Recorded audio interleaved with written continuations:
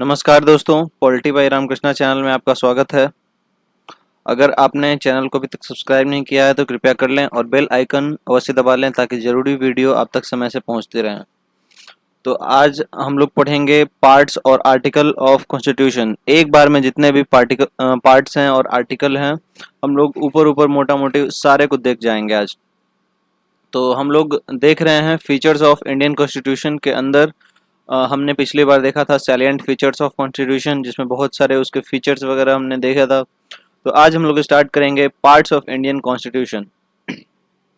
जैसा कि मैंने रेड पेन से मेंशन करा है कि इसमें 395 आर्टिकल है और 22 पार्ट्स हैं। तो हमारे कॉन्स्टिट्यूशन में अगर कोई पूछता है कि अभी के समय में कितने आर्टिकल्स और पार्ट्स हैं, तो आपको बताना है 395 आर्टिकल्स हैं और 22 पार्ट्स हैं। ठीक है, तो चलिए स्टार्ट करते हैं। पार्ट वन, हमारा जो पार्ट वन है कॉन्स्टिट्यूशन का, वो आर्टिकल 1 to 4 डील करता है। आर्टिकल 1 to 4 किसके बारे में बताता है, जो कि हमारा पार्ट वन है, और वो deals with territory of India, मतलब इंडिया के जो भी टेरिटरी हैं उसके बारे में बताता है। फॉर्मेशन ऑफ न्यू स्टेट्स, नए जो राज्य की उत्पत्ति होती है, बनती है, नए राज्य जो बनते हैं उनके बारे में बताता है। अल्टरेशन, कुछ चेंज नेम हुआ उनका, या फिर नेम ऑफ एग्जिस्टिंग स्टेट्स, जो पहले से स्टेट्स हैं उनके नेम्स। तो यह सभी जो है स्टेट्स और टेरिटरीज से रिलेटेड जो भी इंफॉर्मेशन है वो हमें आर्टिकल 1 से 4 और पार्ट वन में मिलती है। अब आते हैं पार्ट टू। तो पार्ट टू जो है आर्टिकल 5 to 11 है। इसमें यह डील्स विद सिटीजनशिप, मतलब यह नागरिकता से डील करता है। तो अगर कोई आपसे पूछता है कि सिटीजनशिप जो है किस पार्ट में मेंशन है, तो आपको बताना है पार्ट टू। ठीक है, नेक्स्ट है पार्ट नंबर 3। तो पार्ट 3 जो है वो आर्टिकल्स 12 to 35, 12 से 35 आर्टिकल तक डील करता है। और इसमें जो है deals with fundamental rights of Indian citizens, मतलब भारतीयों का जो मौलिक अधिकार है ना, फंडामेंटल राइट है, उससे ये डील करता है। अ, अब अब तो हालांकि इसको हटा दिया गया है राइट टू प्रॉपर्टी को। आर्टिकल जो 31 था right to property, it was deleted by 44th amendment. हम लोग जानेंगे आगे कि हमारे कितने फंडामेंटल राइट हैं, ये भी जानेंगे। तो अगर आपसे कोई पूछता है कि राइट टू प्रॉपर्टी को हटाया गया था तो किस अमेंडमेंट से हटाया गया और वो कौन से आर्टिकल में था, तो आपको बताना है आर्टिकल नंबर 31 में था राइट ऑफ प्रॉपर्टी, और इसको 44वें संशोधन से हटाया गया। चलिए, तो दो पॉइंट हमने यहाँ, 3 पॉइंट हमने यहाँ देख लिया, part one, part two, part three. Part one जो है उसने टेरिटरी ऑफ इंडिया से डील किया। पार्ट टू जो है सिटीजनशिप से हमने देखा। पार्ट थ्री जो है राइट टू प्रॉपर्टी, उसमें हटाया गया और उसमें जो भी हमारे फंडामेंटल राइट्स हैं, मौलिक अधिकार हैं, उसके बारे में डील किया गया। नेक्स्ट आते हैं पार्ट फोर। तो पार्ट फोर जो है इसमें कहाँ से कहाँ आर्टिकल तक है, तो इसमें 36 to 51, 36 से 51 आर्टिकल है। यह डील करता है directive principle of state policy. यह भी बहुत इंपॉर्टेंट क्वेश्चन पूछा जाता है। नेक्स्ट है part 4A। 4A article 51A। तो 51A में जो है वो added by 42nd amendment in 1976। कोई अगर आपसे पूछता है कि यह जो 51A है वो कब ऐड किया गया है ना, तो इसी में हमारे फंडामेंटल ड्यूटीज हैं, जैसे कि झंडे का सम्मान करना चाहिए, राष्ट्रीय गान जो है उसके समय हमें खड़ा रहना है। तो कुछ इसमें हमारे मौलिक कर्तव्य बनते हैं, हमें वो करना ही होता है।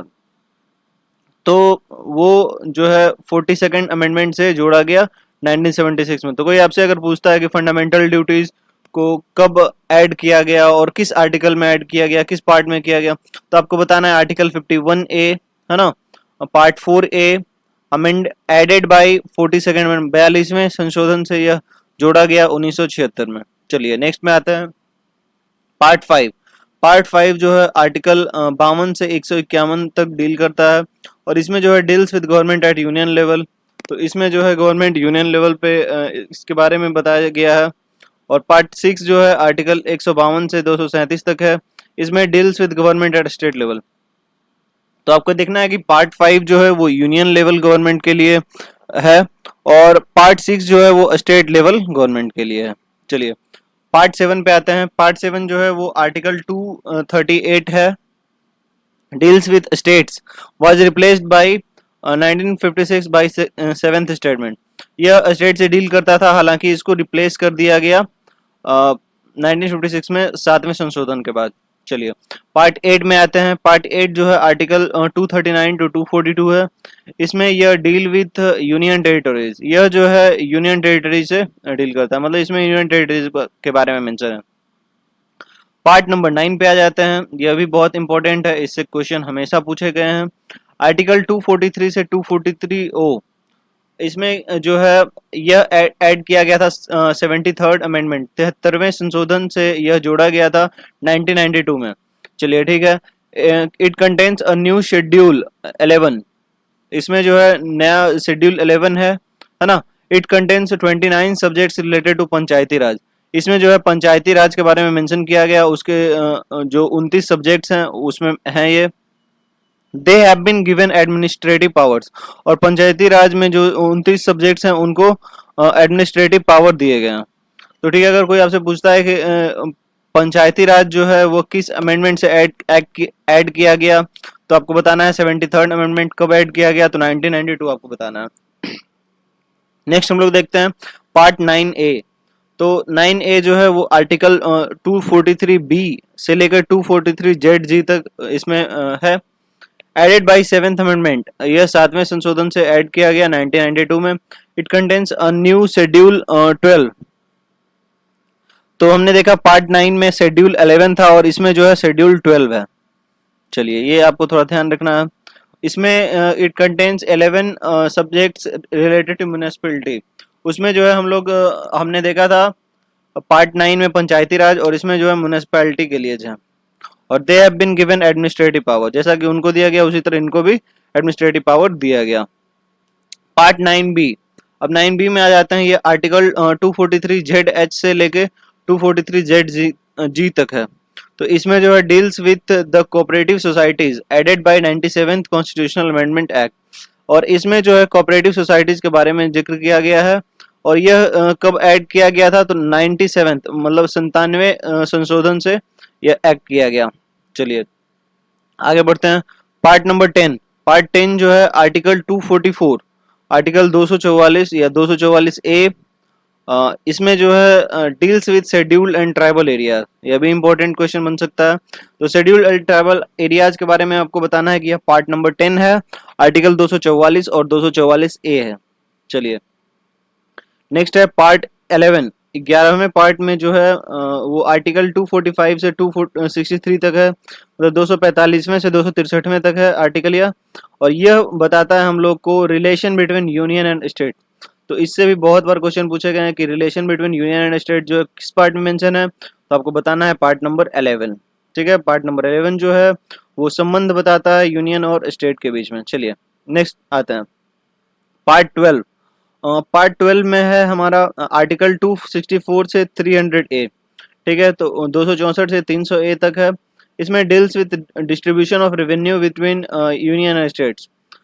यह जो है रेवेन्यू का डिस्ट्रीब्यूशन जो होता है सेंटर जो है यूनियन और स्टेट्स के बीच में, वो उसके बारे में बताता है। इसी में जो है फाइनेंस कमीशन का अपॉइंटमेंट हुआ था, आर्टिकल 280 जो इसी के बीच में आता है। तो अगर आपसे कोई पूछता है कि फाइनेंस कमीशन जो है किस पार्ट में है, तो आपको बताना है पार्ट नंबर 12, और इसमें आर्टिकल अगर कोई पूछता है तो आर्टिकल 280 आपको बता देना है, जिसमें कॉन्ट्रैक्ट्स लायबिलिटीज ये सब भी आ जाता है। अब पार्ट नंबर 13 पे आते हैं। तो पार्ट नंबर 13 आर्टिकल 301 से लेकर 307 तक है। इसमें it is related to trade, commerce and intercourse within the territory of India, मतलब कि इंडिया के टेरिटरी के अंदर ही जो भी आप ट्रेड करते हैं, कॉमर्स करते हैं और इंटरकोर्स करते हैं, उसके बारे में इसमें मेंशन है।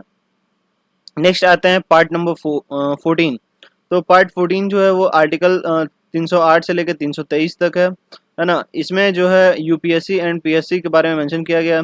यूपीएससी का तो हम लोग जानते हैं, यूनियन पब्लिक सर्विस कमीशन, और पीएससी जो है पब्लिक सर्विस कमीशन। तो इन दोनों के बारे में पार्ट नंबर 14 में बताया गया। ठीक है, नेक्स्ट आते हैं पार्ट 14A। पार्ट 14A जो है वो आर्टिकल नंबर 323A से लेकर 323B तक है।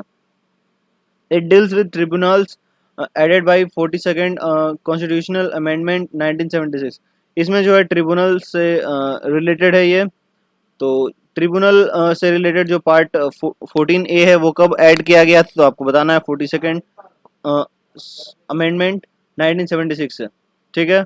और पार्ट 15 में आपको बताना है कि वो आर्टिकल 324 से 329A तक है, और यह डील करता है इलेक्शन से। इसमें जो है चुनाव होते हैं, और चुनाव के जो हेड हैं इलेक्शन कमीशन, उनके बारे में मेंशन किया गया। नेक्स्ट आते हैं पार्ट नंबर 16। तो पार्ट 16 जो है उसमें आर्टिकल 330 से 342 के बारे में डील किया गया है, और इसमें deals with special provisions for scheduled caste and scheduled tribes. तो एससी और एसटी के जो स्पेशल प्रोविजंस दिए गए हैं उनके बारे में ये डील करता है, एंड एंग्लो इंडियन रिप्रेजेंटेटिव, और जो एंग्लो इंडियन रिप्रेजेंटेटिव हैं उनके बारे में बताता है, ठीक है। तो नेक्स्ट हम लोग देखते हैं पार्ट 17। पार्ट 17 में आर्टिकल 343 टू 351 आता है, और यह रिलेट करता है ऑफिशियल लैंग्वेज। तो यह भी एक इम्पोर्टेंट क्वेश्चन है, ऑफिशियल लैंग्वेज के बारे में कोई पूछता है आपसे तो आपको बताना है कि पार्ट नंबर 17, ठीक है।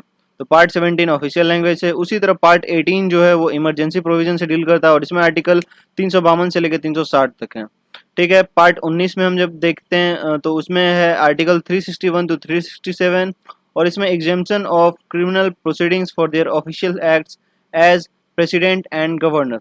मतलब कि जो भी क्रिमिनल प्रोसीडिंग है उससे उनको छूट दिया गया for their official acts as president and governor, ठीक है। प्रेसिडेंट और गवर्नर के बारे में मेंशन है, और उनके क्रिमिनल प्रोसीडिंग्स का जो एग्जेम्पशन है उसके बारे में मेंशन है। नेक्स्ट है पार्ट 20 जो है उसमें आर्टिकल 368 है ना। तो यह जो है आर्टिकल 368 है वो पार्ट 20 में है, हाँ।